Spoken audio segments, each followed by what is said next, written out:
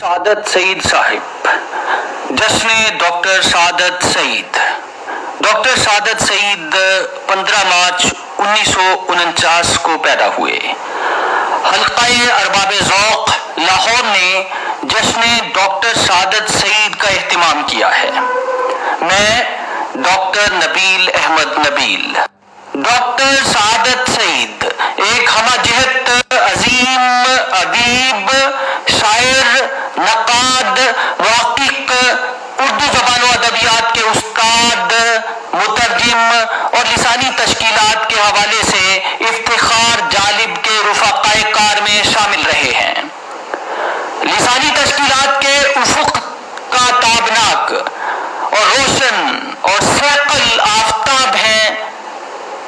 لسانی تشکیلات کے بنیاد گزار تو افتخار جالب ہیں، لیکن لسانی تشکیلات کے روشن ستاروں میں ڈاکٹر سعادت سعید، سمیع آہوجہ، عباس اطہر، عزیز الحق اور چند اور اسماء گرامی شامل ہیں، جنہوں نے نہ صرف تخلیقی سطح پر اردو زبان کی آبیاری کی، بلکہ اردو زبان کے دامن کو نئے الفاظ کی تشکیل کے ذریعے وسعت سے بھی ہمکنار کیا۔ ڈاکٹر سعادت سعید کا بحیثیت تخلیق کار اور مصنف طویل دورانیے پر محیط سفر ہے۔ ان کے بحیثیت شاعر متعدد شعری مجموعے شائع ہو چکے ہیں۔ بحیثیت نقاد بھی ان کی متعدد کتب شائع ہو کر منظر عام پر آ چکی ہیں، جیسے ان کی اردو کتب کی تفصیل، قارئین کی سماعتوں کی نظر کیے دیتا ہوں۔ اور یہاں ایک بات نہایت ضروری ہے کہ دنیا کی جتنی بھی اقوام ہیں وہ اپنی مطالعے کی عادت کی بنیاد پر نئے منطقوں کو دریافت کرتی ہے۔ جب ہم ایک خاص ڈسپلن کی بات کرتے ہیں، اردو زبان کی، اردو ادب کی، اردو ادب کے اندر متعدد پہلو ہیں، اردو ادب کے اندر متعدد جہات ہیں، ایک ڈسپلن کے اندر کئی ڈسپلن ہوتے ہیں، تو ایسے ہی اردو ادب، اردو زبان، اگر ہم اردو ادب کی بات کریں تو اردو ادب ایک بست و کشاد رکھنے والا، بہت بڑے پیمانے پر پھیلاؤ رکھنے والا ایک ڈسپلن ہے۔ اور اسی طرح اگر ہم لسانیات کی بات کریں، خاص طور سے اردو لسانیات کی بات کریں یا لسانی تشکیلات کی بات کریں، لسانی تشکیلات کے باب میں ڈاکٹر سعادت سعید کی نمایاں خدمات ہیں۔ اگر ہم لسانی تشکیلات کے باب میں یا لسانی تشکیلات کے حوالے سے بھی بات کریں تو ڈاکٹر سعادت سعید کی کتب کا مطالعہ ادب کے طالب علموں کے لیے، ادب کے اساتذہ کے لیے بہت زیادہ فروٹفل ثابت ہوگا۔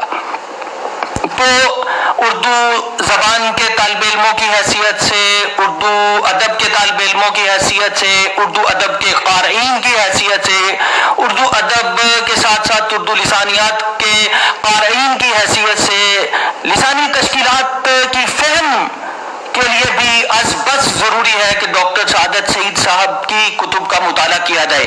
جہاں افتخار جالب کی کتب کا مطالعہ از بس ضروری ہے، وہیں ڈاکٹر سعادت سعید کی کتب کا مطالعہ بھی از بس ضروری ہے۔ ڈاکٹر سعادت سعید کی کتب کی تفصیل کچھ اس طرح سے ہے۔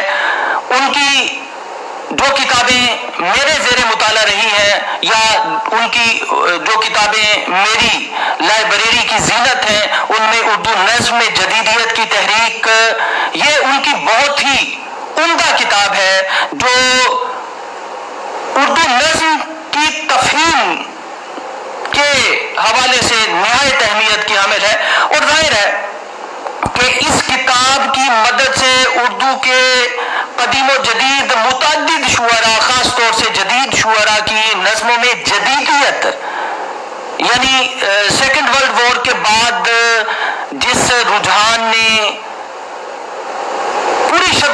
ساتھ بھرپور طریقے سے پوری دنیا کو متاثر کیا وہ جدیدیت کی تحریک تھی. وجودیت کے ساتھ ساتھ جدیدیت کی تحریک کا ظہور ہوا. تو جدیدیت کو تحریک کہہ لیا جائے, جدیدیت کو تھیوری کہہ لیا جائے, جدیدیت کو ایک نظریہ کہہ لیا جائے, نظریہ زندگی کہہ لیا جائے, یا فرد کی جو داخلی کائنات ہے اس کو لے کر, فرد کی نفسیات کو لے کر جدیدیت کے حوالے سے بہت کام ہوا. اور خاص طور سے اس کا ظہور, جدیدیت کا ظہور مغرب سے ہوا, یورپ سے ہوا. سب سے پہلے تو جسے ہم نشاط ثانیہ کہتے ہیں, یورپ میں نشاط ثانیہ کا آغاز جو ہے وہ اٹلی سے ہوا. پھر اس کے بعد یہ سلسلہ جو ہے وہ یونائٹڈ کنگڈم جسے کہا جاتا تھا, یعنی برطانیہ میں جدیدیت سے پہلے نشاط ثانیہ کا آغاز ہو چکا تھا. اور پھر 2 عالمی جنگیں ہوئیں, اور 2 عالمی جنگوں کے نتیجے میں بڑے پیمانے پر انسان مارے گئے. اور اب نئی نسل کے سامنے نئی نسل کو یہ سوال درپیش تھا کہ اب انسان کا نصیبہ کیا ہے. تو ظاہر ہے کہ ڈاکٹر سعادت سعید نے اپنی اس کتاب میں اردو نظم جدیدیت کی تحریک, یعنی تخلیقی حوالے سے اردو کے شعراء نے جس انداز سے, مغربی شعراء نے اپنی اپنی زبانوں میں جس انداز سے جدیدیت کو اپنی نظموں میں ایکسپریس کیا, اور پھر اس کے اثرات دنیا کی دیگر زبانوں پر بھی مرتسم ہوئے. ظاہر ہے کہ اردو نظم پر بھی, اردو کے تخلیق کاروں پر بھی اثرات مرتب ہوئے. تو ڈاکٹر سعادت سعید نے انہی فیچرز کو اپنی اس کتاب کے ذریعے متعدد تخلیق کاروں کی متعدد نظموں کے ذریعے ان کی تفہیم کی ہے. اور ظاہر ہے کہ انہوں نے بھرپور طریقے سے ان گروہوں کو کھولا ہے, ان پیچیدگیوں کو کھولا ہے جو عام قاری کے لیے ادق کام ہوتا ہے. اور ڈاکٹر سعادت سعید نے سہولت کے ساتھ اس کام کو انجام دیا ہے. تو اس حوالے سے ڈاکٹر سعادت سعید کی کتاب اردو نظم جدیدیت کی تحریک خاص طور سے ادب کے قارئین کے لیے, جدید اردو نظم کے قارئین کے لیے فروٹفل ثابت ہوگی. اور ظاہر ہے کہ ادب کے طالب علموں کو ایسی عمدہ تصانیف کا مطالعہ کرنا چاہیے. ڈاکٹر سعادت سعید کی دوسری کتاب جو میرے زیر مطالعہ رہی اور اب بھی میری لائبریری کی زینت ہے, ادب اور نفی ادب, ادبی نظریہ سازی. پھر ڈاکٹر سعادت سعید کے بارے میں جیسا کہ میں نے پہلے عرض کیا کہ وہ ہمہ جہت شخصیت کے حامل ادیب ہیں, مفکر ہیں, دانشور ہیں, تخلیق کار ہیں, نقاد ہیں, مترجم ہیں, استاد ہیں. ان کی ایک کتاب اقبال ایک ثقافتی تناظر, کیا ہی عمدہ کتاب ہے. اپنے کانٹینٹ کو لے کر, اپنی فکر کو لے کر ڈاکٹر سعادت سعید نے کلچرل کانٹیکسٹ میں جس طرح سے اقبال کو سمجھا ہے اور اقبال کو انٹرپریٹ کیا ہے وہ عدیم النظیر ہے. پھر ڈاکٹر سعادت سعید کی کتاب راشد اور ثقافتی مغایرت خاص طور سے توجہ کی متقاضی ہے. مرنم راشد جدید اردو نظم گو شعراء میں بالکل ایک منفرد پچ کے شاعر ہیں, اور ان کا ایکسپوجر بھی دنیا کے حوالے سے ظاہر ہے کہ عام شعراء سے ڈفرینٹ نوعیت کا ہے. تو راشد جو ہیں وہ تقریباً 15 سال کے قریب ایران میں بھی رہے, پھر یورپ میں بھی رہے.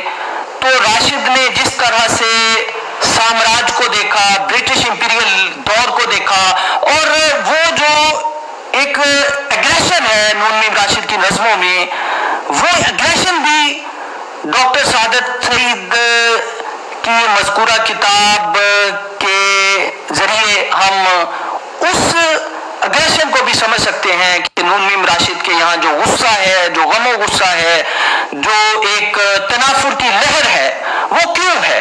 ظاہر ہے کہ وہ برٹش سامراج کے خلاف ایک طرح کی کا اگریشن ہے, ایک طرح کا غم و غصہ ہے جو راشد اور